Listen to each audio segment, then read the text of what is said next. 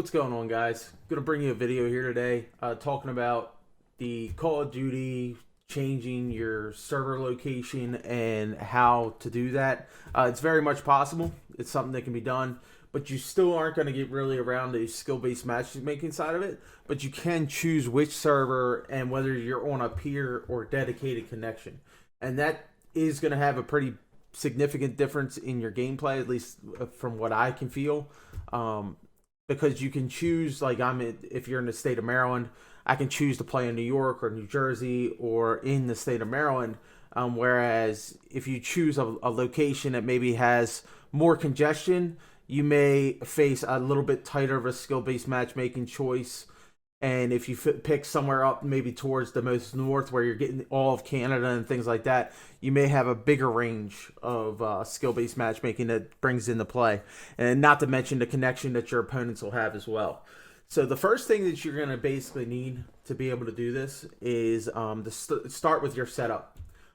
Because I only can do this on one single video, it's a lot easier to do with multiple monitors because you can go over what Netduma is doing, and then you can also be playing your game, and then also at the same time watching what your connection is. So you can kind of do all those things at once, but with only one video, we're going to be flipping back and forth here.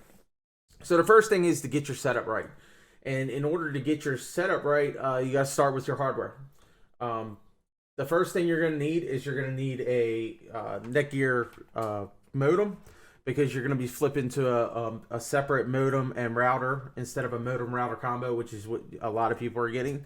I've chosen this one because I try to run a gig internet through my household because of all the devices. I do everything streaming, TV, cell phones, everything. I probably have like 30 devices connected to and my wife also works from home. So I need a lot of internet. That's actually still probably a little overkill.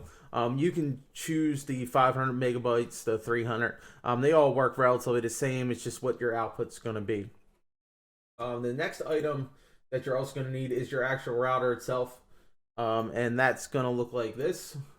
So I have the Nighthawk XR500. There's multiple other options. This is going to come with Netduma as they merged together a few years back. It's a great program to be able to do what you're trying to do here. So that's the second item that you're going to need. You can find them. They're pretty readily available. It's what people are probably using. The third thing you're going to need is you're going to need to go to a VPN in order to actually change and mask your location so that Call of Duty recognizes you in a different place. You're going to need to have a VPN. This is going to allow me to create a internet location in Brazil, an internet in the Middle East, wherever I want to go. And Call of Duty will recognize myself there.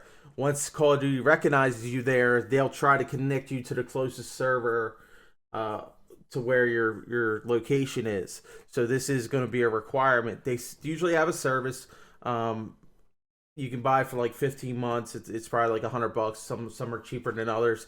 I choose ExpressVPN just because they have so many server locations across the world. It just gives me those options. I actually don't use it very often. I've found what you're going to find out is that when you start trying to use a VPN to try to go across the country, your ping is still going to be shit.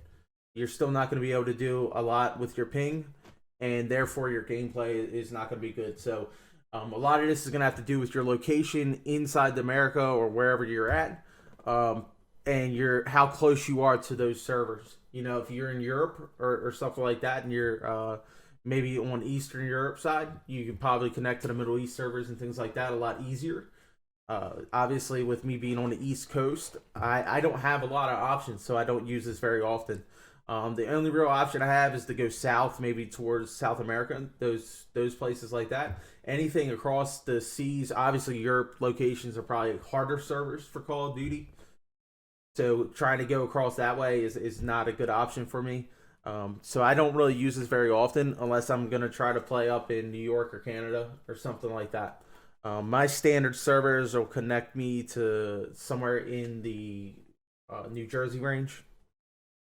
And that's where it's going to try to push me towards. But ExpressVPN is what's going to help you with that. You could sign up and do all that, and then you'll get the information you need. So after all that's done, you're going to be able to set your router up, set your modem up. set up your ExpressVPN, and you'll have Netduma. That's what is going to be set up for you with your router and modem combo. This is free. This isn't something you have to pay for. So this is what Netduma looks like, and you get a lot of options, QoS, and we're not going to go over those. But the geo filter is what you're looking for. So the geo filter that you get with your router plus the combination of your ExpressVPN is what's going to allow you to travel the entire world. All right, as far as with your server connection. You can see here I'm connected to Call of Duty, and it always pops up there, that box in Europe. That is the main server for Call of Duty, I believe. It seems to come up with every connection. That's what your peer connection / server connection is actually connecting to, that main server. So you see it pop up. That's a peer server right there in California. Now, what you're going to do in order to get this all going is you're going to use your hybrid VPN service in Netduma. And with that, when you go to your hybrid VPN, if you enable it, you can set up manually your connection to anywhere in the world. So when you go to ExpressVPN, it'll come up with a manual configuration. Like, you just click setup. It'll have a bunch of options, PlayStation, different things like that. You go to manual configuration, and there'll be two things. The username and password will be very first things, and then a whole list of server connection countries. You click any one of those server connections, and a configuration will pop up in a notepad document. You copy that entire configuration and paste it here in this configuration box. Once you do that, you'll be able to connect anywhere in the world, wherever the country you chose at. So if you sit here, and we're going to go back to my Warzone image here, this is my current configuration. My geographic is Atlanta, Georgia. I'm not located in Atlanta, Georgia, but it's showing me Atlanta, Georgia, because I've copied Atlanta, Georgia servers, and I wanted to connect to the Florida base. So if I back out completely, I have to actually shut down Call of Duty, and I turn my ExpressVPN off. This should now connect me to my current server. And that's basically how you switch them. You can switch them very quickly, connect anywhere you want to in the country. This is going to allow you to choose which server you want to play, which servers, and then test your ping, basically. Anything over 100 ping is going to give you a lot of trouble.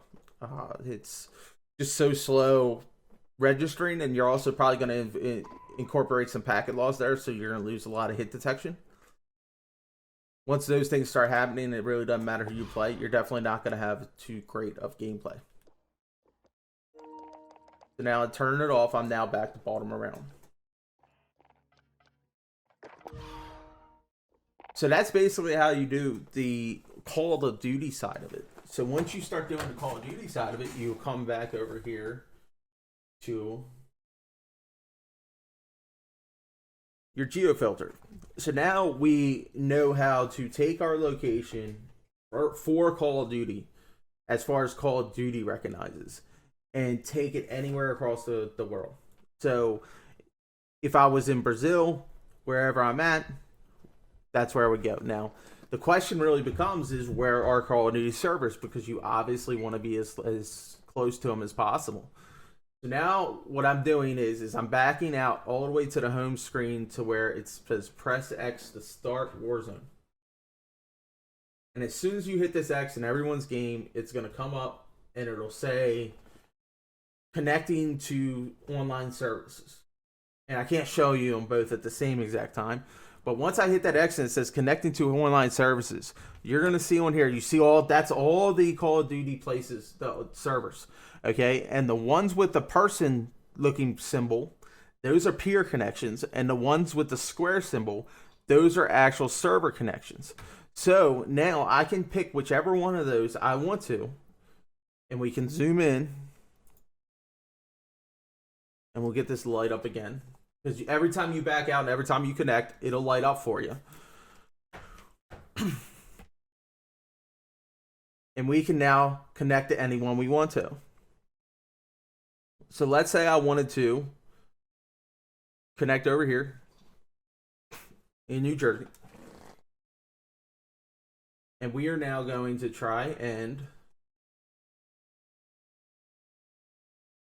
set our distance. So now, once we now know where the servers are, you connect your console, which is here. You can add any device. The list of devices that have been connected to your Netduma router will come up. Pick PlayStation 5. I have both my Wi-Fi and my standard PlayStation. This will make it so that not everything in your house is trying to connect to a Brazil router. You don't want your TV, if you're streaming, or your kids' cell phones or whatever it is, connecting to a Brazil router. You only want your PlayStation connected to a Brazil router. So this separates that. This is the only things I have. You can see PlayStation 5 Wi-Fi are now connecting to my current router. I'm in Baltimore, Maryland, but it could connect to the Atlanta router.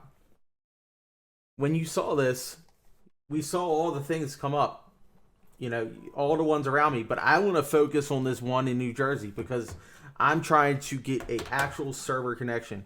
I have found that the server connections play a lot smoother than the peer to server connections. So I want to try to stay away from this one located here in Maryland, and I want to go to this one over here in New Jersey.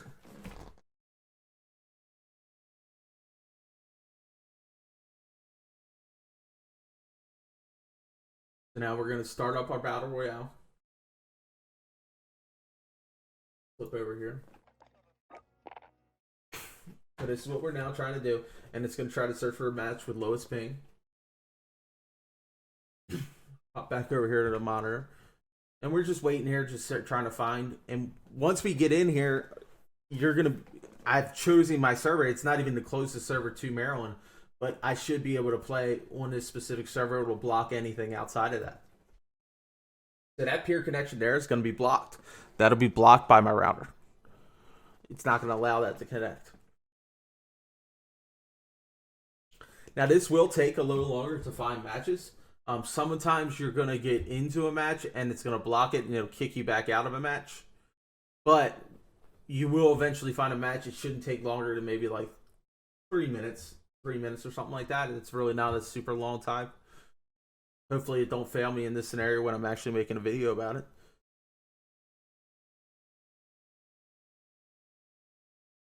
And you can do this as long as one of your friends in your network, as far as solos, duos, squads, has this router, or you all don't need the same exact router. You all can connect off of one. The one person's router will block any signal, so it's not going to allow your group to even connect.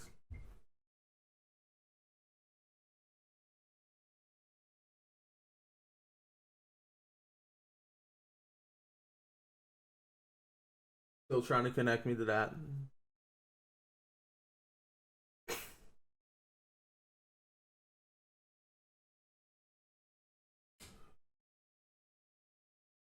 And again, by doing this, what we're just hoping for is just to have the smoother gameplay experience. It allows you to play maybe an easier range of skill-based matchmaking.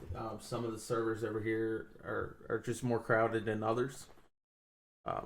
And this is what I believe some of the higher end streamers and things like that are doing to control their lobbies, in a combination with a few other things. But this is from the router side of it.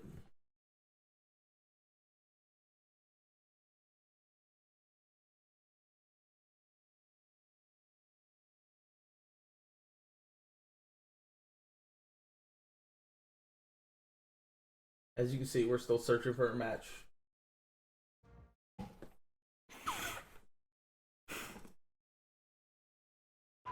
Try to restart it.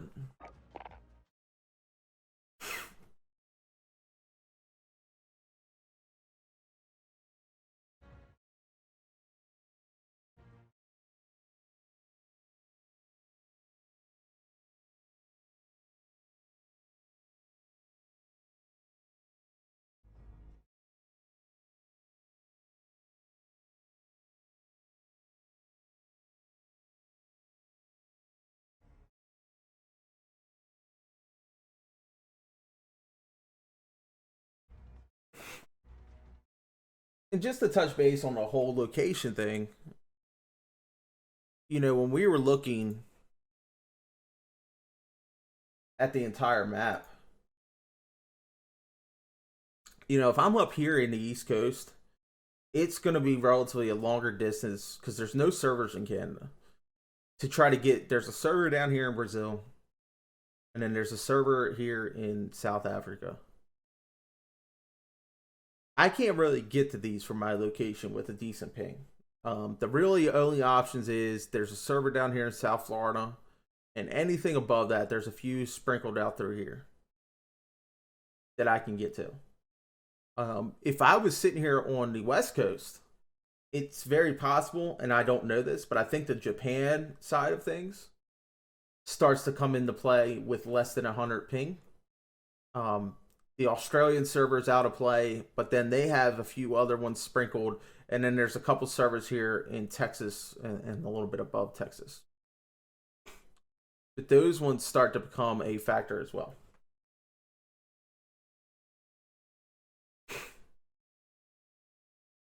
I do not have my VPN enabled, do I?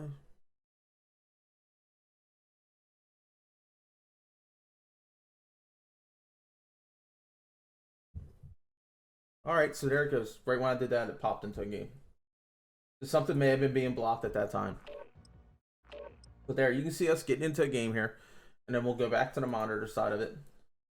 And this is the server that it's connected to. So now that's where our connection is. It's to a actual dedicated server. And if we come down here, you can see the auto ping of the host of the game is to a dedicated server. And we are not in our, you saw the peer servers here in Maryland and up into the western side of Maryland. We're not actually connected to those. So therefore, we forced our connection over here. I can do that with basically any other server around. And if you locate yourself into Brazil or wherever you're at, based off that beginning map, you can do the same. And I'll show you in the actual game as I get shot. Our connection is not poor. It's in the 50 to 60 range. My standard connection is somewhere in maybe the 40 to 60 range. Some games it's 50 to 60, some games it's 40 to 50. So I still have a relatively good connection for a good gaming experience, but I've also chosen my location that I want to play on. So